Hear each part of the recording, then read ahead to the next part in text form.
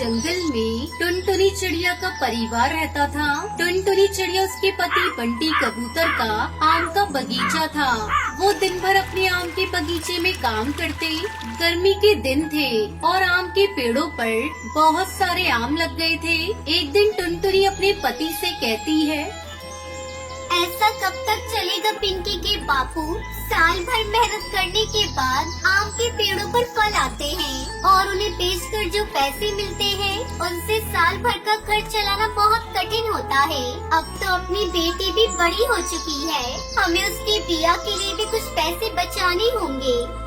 हाँ पिंकी की माँ, तुम्हारी बात तो बिल्कुल सही है, लेकिन मैं करूँ भी तो क्या करूँ? हमारे पास तो दूसरा कोई काम है ही नहीं जिससे कोई अच्छी आमदनी हो।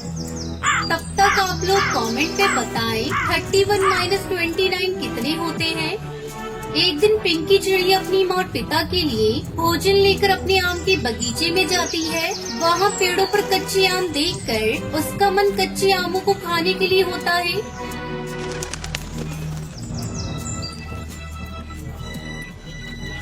अरे वाह मम्मा, इस बार तो पेड़ पर बहुत सारे आम आए हैं। मैं कुछ आमों को तोड़कर घर ले जाऊंगी और उन्हें गुड़ का रस लगाकर खाऊंगी। अच्छा, मेरी गुड़िया आम खाएगी। मैं अभी तुझे आम तोड़कर देती हूँ। अगले दिन सुंदरी कौवी की बेटी चंपा कौवी उसके घर आती है और टुनटुनी से 5 किलो कच्चे आम मांगती है। टुनटुनी आंटी, अरे ओ टुनटुनी आंटी, मेरी माँ ने 5 किलो कच्चे आम मंगाए हैं, ये लीजिए उसके पैसे। चंपा बेटी, तुम्हारी माँ इतने सारे कच्चे आमों का क्या करेगी? वो आंटी, मम्मा ना कच्चे आमों का मुरब्बा बनाएंगी।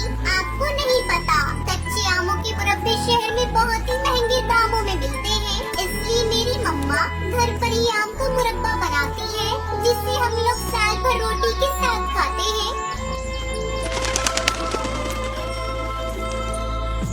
चंपा की मुँह से ये बातें सुनकर टुनटुनी सोचने लगती है, क्यों ना मैं भी कच्चे आमों से मुरब्बा बनाकर शहर में बेचूं, मुझे भी इससे अच्छी आमदनी होने लगेगी। टुनटुनी चिड़िया तुरंत सुंदरी के घर जाती है। सुंदरी बहन, मैंने सुना है तुम कच्चे आमों से स्वादिष्ट मुरब्बा बनाती हो। मैं वही सीखने तुम्हारे पास आई हूँ। क्या तुम मुझे भी आम का मुरब्बा बनाना सिखा दोगी? इसमें कौन सी बड़ी बात है टुनटुनी, मैं अभी तुम्हें मुरब्बा बनाना सिखा देती हूँ। सुंदरी टुनटुनी को आम का मुरब्बा बनाना सिखा देती है।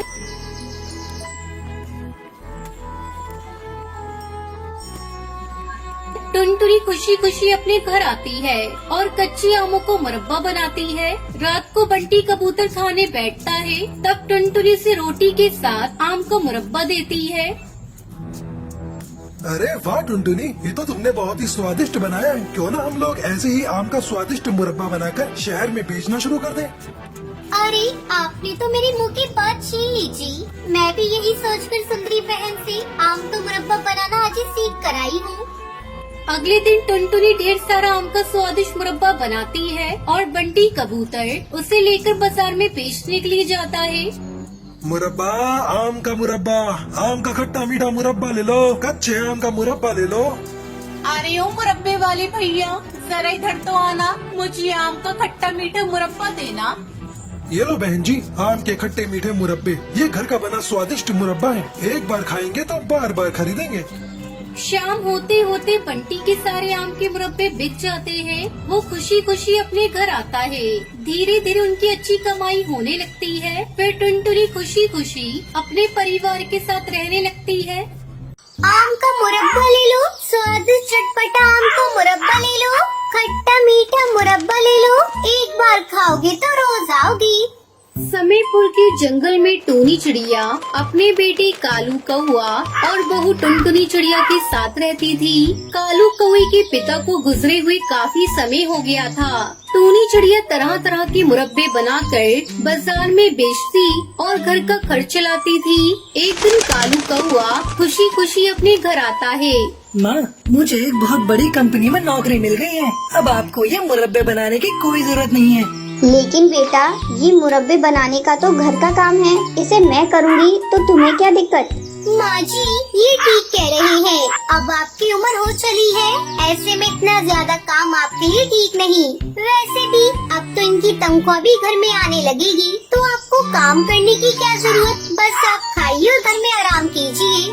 ठीक है बहू, जब तुम लोगों के यही विचार है तो मैं मुरब्बा बनाना बंद कर देती हूँ। टूनी चिड़िया मुरब्बा बनाना बंद कर देती है। इस तरह कई दिन गुजर जाते हैं। एक दिन टुनटुनी चिड़िया अपनी सास को देखकर कहती है, माँ जी मैं देख रही हूँ आजकल आप उदास रह रही है। ऐसा करिए कुछ दिनों के लिए अपनी बहन सुंदरी मौसी के यहाँ चले जाइए, इससे आपका थोड़ा मन बहल जाएगा। तू ठीक कह रही है बहू, मैं कल ही चली जाती हूँ सुंदरी से मिलने। वैसे भी मुरब्बा तो आजकल बनाती नहीं, घर में दिन भर खाली पड़ी रहती हूँ। अगले दिन टूनी चिड़िया अपनी बहन के घर जाती है। अरे टूनी दीदी, तुम्हारी उम्र बहुत लंबी है। अभी अभी मैं तुम्हें ही याद कर रही थी। कहो कैसा चल रहा है तुम्हारा मुरब्बा बनाने का काम? क्या बताऊँ, बेटे की नौकरी लग गई है, तब से बेटे बहू ने मुझे मना कर दिया मुरब्बा बनाने से। अब तो घर में खाली बैठी रहती हूँ। तुम बहुत खुशनसीब हो दीदी, जो तुम्हें ऐसे बेटे और बहू मिले, वरना आज की बहुएं तो घर में आते ही सास को घर से निकाल के बाहर करती हैं। और सब ठीक है ना दीदी? सब ठीक है। पहले तो समय मुरब्बा बनाने में कट जाता, लेकिन अब तो पड़े पड़े बोर हो जाती हूँ। तो ऐसा करो दीदी, 2-4 महीने मेरे पास रुक जाओ। इस तरह टूनी चिड़िया अपनी बहन सुंदरी कौवी के यहाँ रुक जाती है। धीरे धीरे 2 महीने गुजर जाते हैं। एक दिन टुनटुनी चिड़िया का फोन आता है।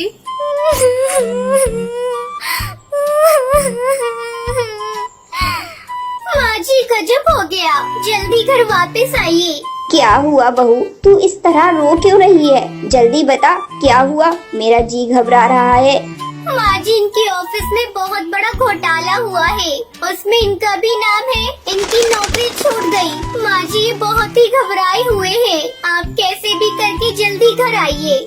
बहू तू चिंता मत कर, तू कालू को संभाल, मैं वापस घर आ रही हूँ। अगले दिन टूनी वापस अपने घर लौट आती है। अपने बेटे को दुखी देखकर टूनी चिड़िया उससे कहती है, बेटा तू बिल्कुल भी चिंता मत कर, अगर तूने घोटाला नहीं किया है तो तेरी नौकरी जल्दी लग जाएगी। तब तक मैं फिर से मुरब्बा बनाने का काम शुरू कर देती हूँ, ऐसे घर का खर्च भी चलेगा।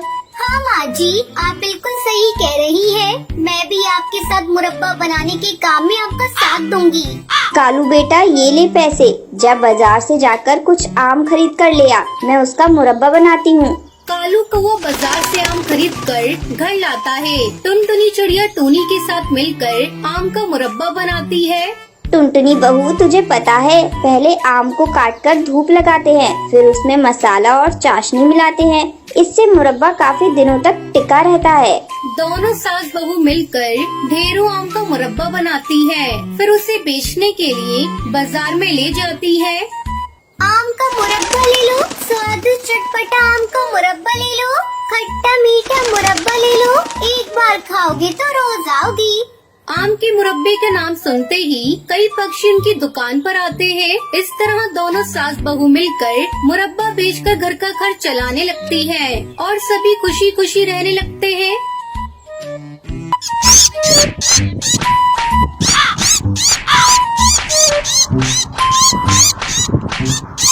सुंदरवन के जंगल में टूनी नाम की चिड़िया रहती थी। उसका पति कालू कौवा दिन भर टूनी चिड़िया से झगड़ता रहता था और उसे पीटता रहता था। एक दिन कालू कौवा टूनी चिड़िया से कहता है, देख अगर तूने बेटा पैदा नहीं किया तो मैं तुझे जान से मार डालूंगा। ये आप हर समय मुझे इस तरह क्यों बोलते रहते हैं? बेटा और बेटी पैदा करना आपके या मेरे हाथ में थोड़ी ना है, भगवान जो चाहेंगे वही होगा। भगवान कुछ नहीं जानता, मुझे तो अब बस बेटा ही चाहिए। उस समय टूनी चिड़िया प्रेग्नेंट थी। अचानक एक दिन टूनी चिड़िया की तबीयत बहुत ज्यादा खराब हो जाती है और अंडे देते समय उसकी मौत हो जाती है। है भगवान, ये मेरी बहू के साथ क्या हो गया?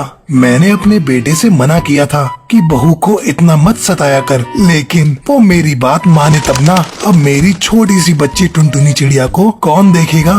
अरे पिताजी तुम रो क्यों रहे हो? ये तो बहुत अच्छा हुआ कि रास्ते का कांटा कट गया। मैं कल दूसरी शादी करूँगा। अरे बेटा, ये तू कैसी बातें कर रहा है? तू बिल्कुल पागल हो गया है क्या? अभी तेरी पत्नी की अर्थी भी नहीं उठी और तू दूसरी शादी के लिए बात कर रहा है? तुझे शर्म आनी चाहिए। अगले दिन ही कालू कौआ सुंदरी नाम की कौवी से दूसरी शादी कर लेता है। कुछ दिन तो सब कुछ ठीक ठाक चलता है, लेकिन एक दिन सुंदरी कौवी टुनटुनी चिड़िया से कहती है, अरे ओ टुनटुनी चिड़िया, जब से मैं इस घर में शादी करके आई हूँ तुझे देख रही हूँ, तू इस बॉल से कब से खेल रही है और घर का एक भी काम नहीं कर रही है। 15 दिन से मैं काम करके थक गई हूँ, लेकिन तू तो इस बॉल से दिन भर खेलती रहती है। मैं कह देती हूँ आज के बाद तू इस घर का सारा काम करेगी, मैं एक भी काम नहीं करूँगी। इतना सब कहकर सुंदरी कौवी टुनटुनी चिड़िया को पीटने लगती है। माँ मत मारो मुझे मत मारो माँ, तुम जैसा कहोगी मैं वैसा करूँगी। माँ मुझे मत मारो। आज से तुझे घर का सारा काम करना है, तुझे मेरे कपड़े धोने हैं, खाना भी पकाना है और बर्तन भी तुझे ही धोना है। ठीक है माँ, मैं सब कुछ करूँगी।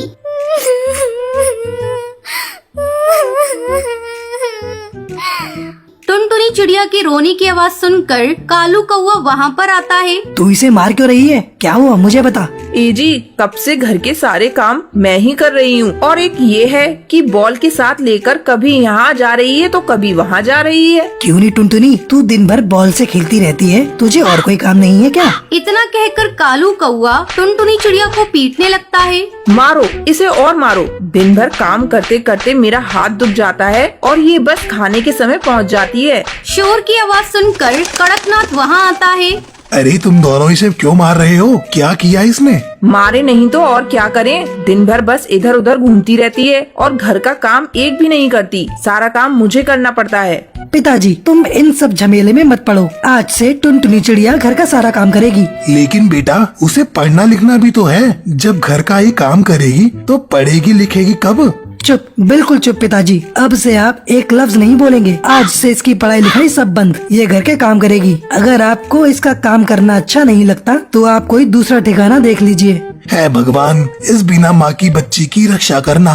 एक दिन टुनटुनी चिड़िया को बहुत तेज बुखार आता है, वो बिना काम किए ही सो जाती है। जब सुंदरी कौवी टुनटुनी चिड़िया को लेटी हुई देखती है तभी उससे कहती है, अरे तू यहाँ सोई है और घर के सारे काम कौन करेगा? तेरी मरी हुई माँ आकर करेगी। मेरी माँ का नाम क्यों ले रही हो?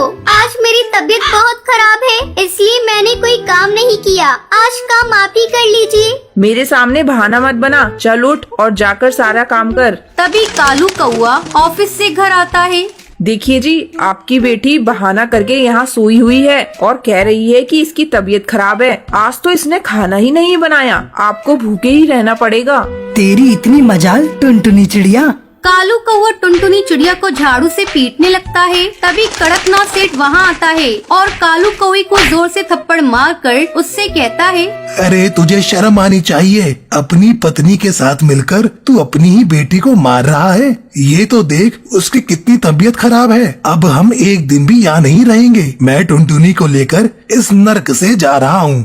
कड़कनाथ सेठ टुनटुनी चिड़िया को नदी पार वाले जंगल ले जाता है और वहीं पर एक घोंसला बनाकर दादा पोती उसमें खुशी खुशी रहने लगते हैं। आगरा के जंगल में टोनी चिड़िया अपनी माँ टुनटुनी चिड़िया के साथ रहती थी। पति की मौत के बाद टुनटुनी चिड़िया ने सोया चिकन बेचने का काम शुरू किया, जो शुद्ध शाकाहारी होता था। टुनटुनी बहन, आपके यहाँ के सोया चिकन का तो कोई जवाब ही नहीं और रेट भी तुम सही लगाती हो, इसलिए मैं हमेशा तुम्हारी दुकान से ही चिकन लेती हूँ।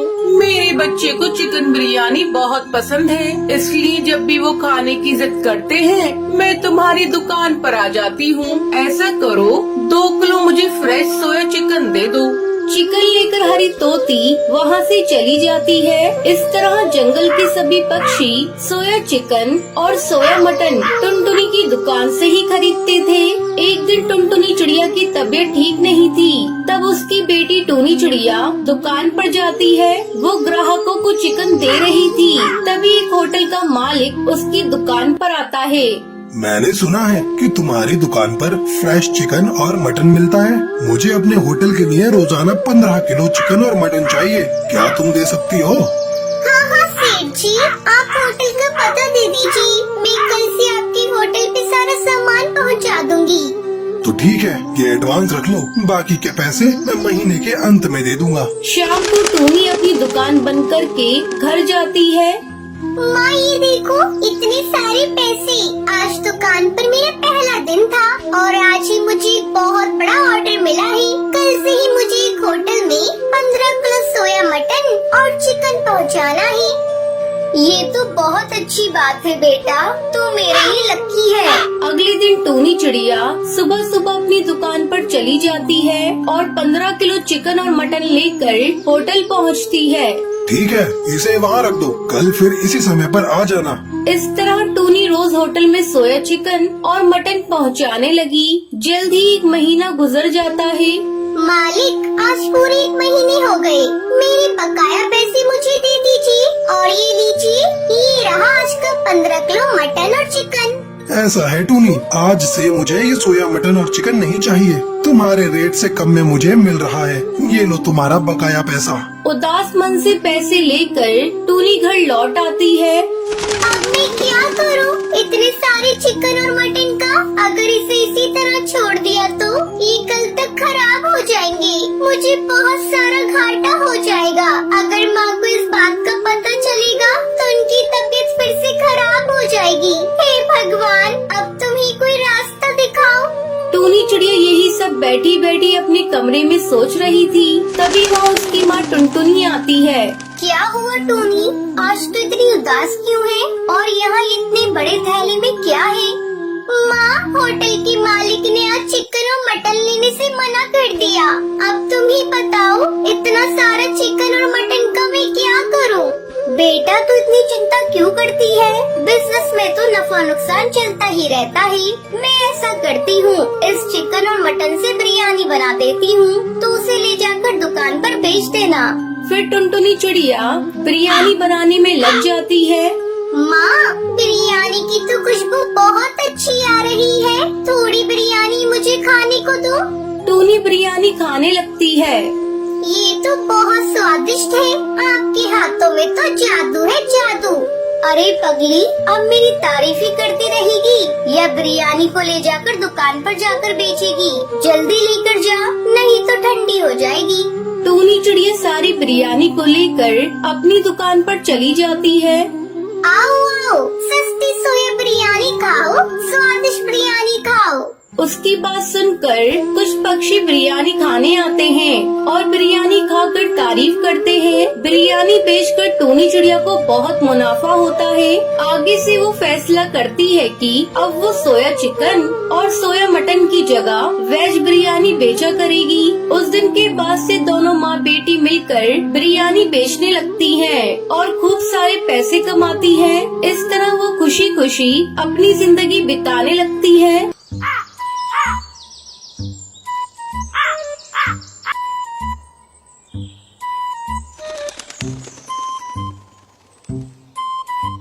शिमला के जंगल में चमेली कौवी अपने पति कड़कनाथ और बेटे कालू कौवे के साथ रहती थी। चमेली कौवी का पति टैक्सी चलाता था। एक दिन उसकी टैक्सी का एक्सीडेंट हो जाता है और चमेली के पति की मौत हो जाती है। कड़कनाथ की मौत के बाद चमेली कौवी के लिए घर चलाना बहुत मुश्किल हो गया था। तब उसने अपने बेटे कालू कौवे को एक होटल में नौकरी दिलवा दी।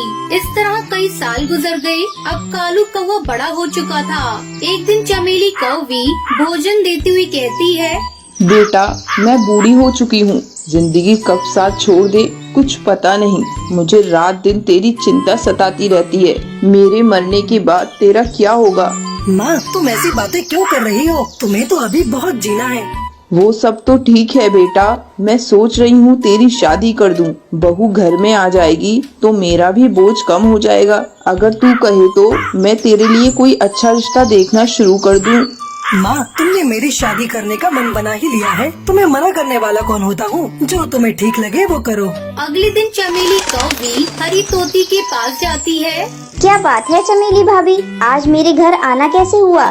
क्या बताऊं बहन, अपने कालू के लिए मैं एक अच्छा रिश्ता तलाश कर रही हूँ। तुम्हारी नज़र में कोई अच्छा रिश्ता हो तो मुझे बताओ। ये बात आपने बहुत अच्छी कही भाभी। ये देखो, कल ही एक चिड़िया की फोटो आई है, टुनटुनी नाम है। इसके साथ तुम्हारे बेटे की जोड़ी बहुत अच्छी रहेगी। बस एक ही कमी है, तुम्हें दहेज में कुछ भी नहीं मिलेगा। हरी तोती, मुझे अपने बेटे का घर बसाना है, मुझे दहेज नहीं चाहिए। जल्द ही टुनटुनी चिड़िया और कालू कौवे की शादी हो जाती है। टुनटुनी चिड़िया खुशी खुशी अपने ससुराल आ जाती है और अपनी सास और पति की सेवा में सारा समय लगा देती है। बहू, थोड़ा अपने ऊपर भी ध्यान दिया कर। दिन भर मेरी और कालू की सेवा करती रहती है। मैं तुमसे बहुत खुश हूँ। इसी तरह समय गुजरने लगता है। टुनटुनी चिड़िया एक बच्ची की माँ बन जाती है। घर में खुशियों का माहौल था। अचानक एक दिन कालू की होटल का मालिक होटल को बंद कर देता है। अब क्या होगा माँ? घर का खर्च कैसे चलेगा? मैं अपनी इस नन्ही सी बच्ची का पालन पोषण कैसे करूँगा? आप इतना मत घबराइए जी। इतना घबराएंगे तो कैसे काम चलेगा? हिम्मत रखिए, जल्द ही आपको कोई नया काम मिल जाएगा। हाँ बेटा, बहू ठीक कह रही है। तू इतना मत घबरा, हम सब तेरे साथ हैं। अगले दिन से कालू कौवा नए काम की तलाश में इधर उधर भटकने लगा, लेकिन उसे कोई काम नहीं मिला। 1 महीना गुजर जाता है। घर के सारे पैसे खत्म होने वाले थे। तभी एक दिन टुनटुनी चिड़िया कालू कौवे से कहती है, सुनो जी, अब से तुम्हें काम की तलाश में जाने की कोई जरूरत नहीं। हम अपना खुद का ढाबा खोलेंगे। तू पागल हो गई है क्या बहू? तुझे पता भी है ढाबा खोलने के लिए हमें एक दुकान किराए पर लेना होगा और अपने पास इतना पैसा भी नहीं है। अरे माँ जी, ढाबा खोलने के लिए दुकान की कोई जरूरत नहीं। ससुर जी की टैक्सी है ना, बहुत दिनों से गोदाम में पड़ी है। कालू जी आप जाइए और जाकर उसकी मरम्मत करवा कर ले आइए। हम लोग टैक्सी में ढाबा खोलेंगे और जंगल में घूम घूम कर अपना बनाया हुआ भोजन सस्ते दाम पर जंगल की पक्षियों को खिलाएंगे। अब कालू कौवे के टैक्सी ढाबे को देखकर कुछ पक्षी उसके ढाबे पर आते हैं। टुनटुनी चिड़िया कालू कौवा मिलकर बड़े प्यार से अपने टैक्सी ढाबा का बना हुआ भोजन उन पक्षियों को खिलाते हैं। इस तरह टुनटुनी चिड़िया और कालू कौवा मिलकर अपना ढाबा चलाने लगे और खुशी खुशी अपने परिवार के साथ रहने लगे।